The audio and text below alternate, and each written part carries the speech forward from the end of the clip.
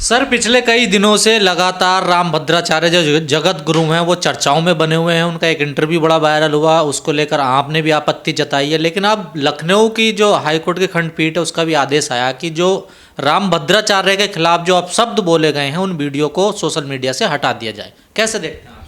हाँ, देखो ऐसा है गजेंद्र जी, 19 तारीख को एक लखनऊ हाईकोर्ट की डीबी ने डिवीजन बेंच ने एक जजमेंट दिया है, एक इंटरिम ऑर्डर पास किया है।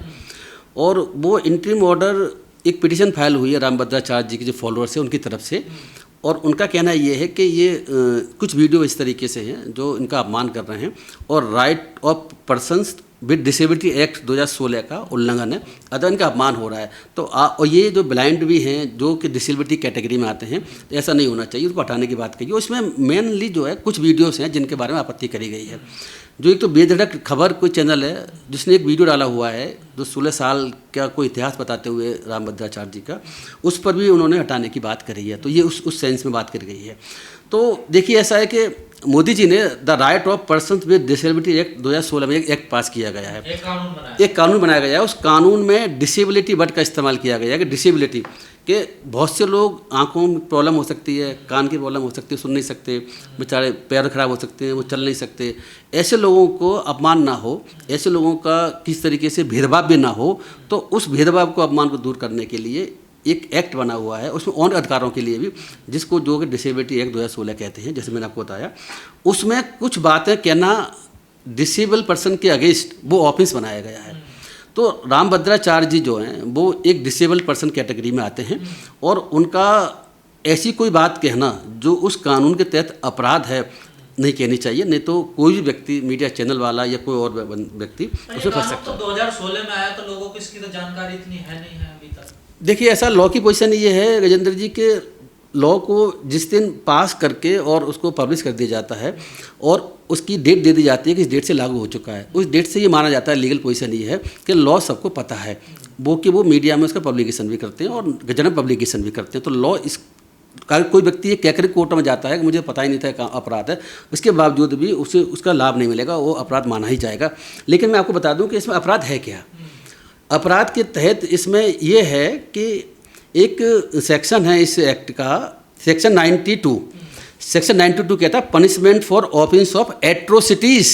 एट्रोसिटीज़ वही वर्ड है जो हम एस एक्ट में इस्तेमाल आपने देखा होगा।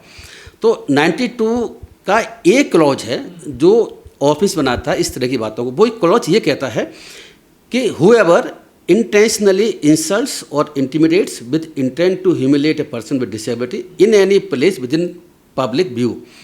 अगर कोई व्यक्ति अगर इंटेंशनली इंसल्ट करता है या धमकाता है यानी कि इंटिमिडेट करता है, इस इंटेंशन के साथ कि उनका अपमान किया जाए ऐसे पर्सन का जो डिसेबिलिटी के कैटेगरी में आते हैं, ऐसे जगह पर जहाँ पब्लिक भी हो, यानी कि एससी एक्ट में भी एससी एक्ट के लोगों एससी की जो पर्सन्स हैं उनका पब्लिक व्यू में जाति के आधार पर या इंसल्ट करना अपराध बताया गया है।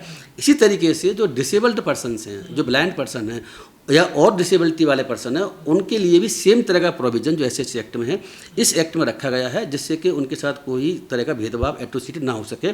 तो ऐसे कि व्यक्ति का जो डिसेबल पर्सन है उसका इस इंटेंशन के साथ उनके साथ तिरस्कार करना कि वो जो डिसेबल पर्सन है होने की वजह से और उनके इंसल्ट करना या उनको धमकाना, ये अपने आप में ऑफेंस है और बड़ा सीरियस ऑफेंस है। मैं आपको बता दूं इस ऑफेंस की सज़ा जो है वो 6 महीने से कम नहीं हो सकती और वो 5 साल तक हो सकती है और फाइन भी हो सकता है, दोनों चीज़ें हो सकती हैं।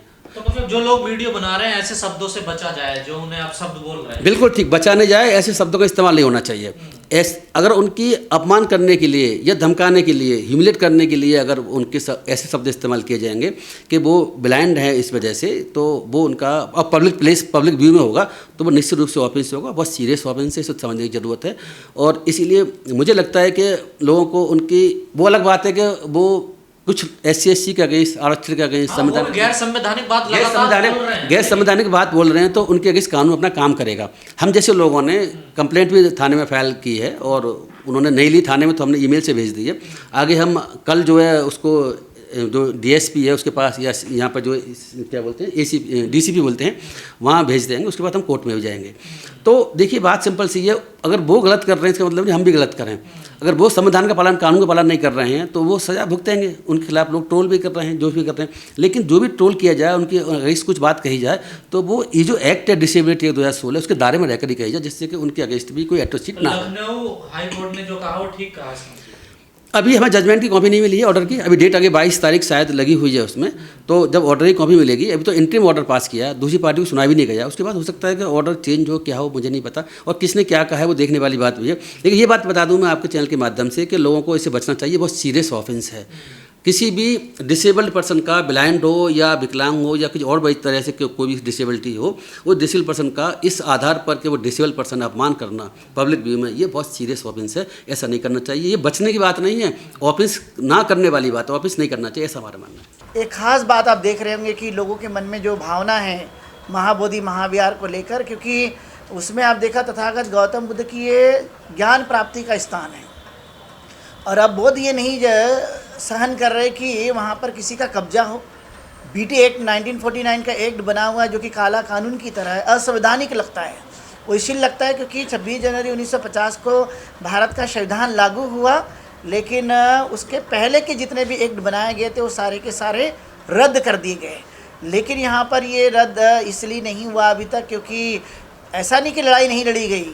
अनागारी धनपाल जी से लेकर के बनते सुरेश जी से लेकर के अभी आकाश लामा जी तक ये कारवा पहुँचा है, लेकिन आपने देखा वहाँ मनी मैटर भी बीच में आता है, और इसलिए इन चीज़ों के कारण संस्कृति का भी हिस्सा मानते हैं। लेकिन इस बार बौद्ध लोगों का एक ध्येय है, उद्देश्य बन चुका है कि हम इस बार महाबोधि महाविहार को हम अपने जो पवित्र स्थान है उसको अपने कब्जे में लेंगे, और साथ में जो बीटी एक्ट है असंवैधानिक जो बना हुआ 1949 का उसको भी रद्द करेंगे। और उसी की भावना के आधार पर सभी जगह धरना आंदोलन चल रहा है। ये मत सोचिएगा कि दिल्ली में लोग आ गए हैं इसका मतलब बाकी के धरने आंदोलन बंद हो गए। नहीं तो कई बार होता है कि बोध गया का धरना आंदोलन उठ कर क्या दिल्ली आ गया, नहीं।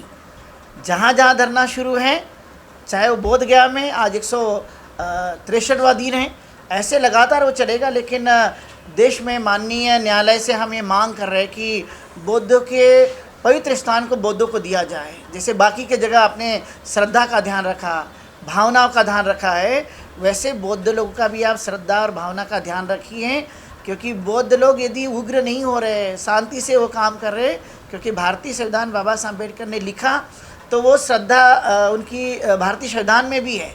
लेकिन ज़्यादा परीक्षा ना ली जाए, क्योंकि बौद्धमय भारत सम्राट अशोक काल में बना और 84,000 स्तूप चैत्य निर्माण किए उन्होंने, और उनमें से ये महाबोधि महाविहार भी एक है। तो हम यही मांग करते हैं कि महाबोधि महाविहार मिलना चाहिए और बीटी एक्ट रद्द होना चाहिए। उस समता सैनिक दल और तमाम जितने भी हमारे बुद्धिस्ट ऑर्गेनाइजेशन हैं जो लगातार इस बात के लिए संघर्ष कर रहे हैं, और हमने देखा कि ये जीत बहुत नज़दीक है, ये बहुत लंबी नहीं है, लेकिन हमें पेशेंस रखना होगा। और आप देख ही रहे कि ये आंदोलन लगातार पूरे देश भर में अब ये जगह जगह ज़िले वाइज भी शुरू हो चुका है, और बौद्ध लोगों ने इस बार ठाना है कि अभी नहीं तो कभी नहीं, संघर्ष करेंगे और जीतेंगे। इस भावना के साथ में बौद्ध भिक्षुगण, उपासक उपासिका और तमाम जितने भी हमारे ऑर्गेनाइजेशन हैं वो लगातार संघर्ष कर रहे हैं, और हम देख रहे हैं कि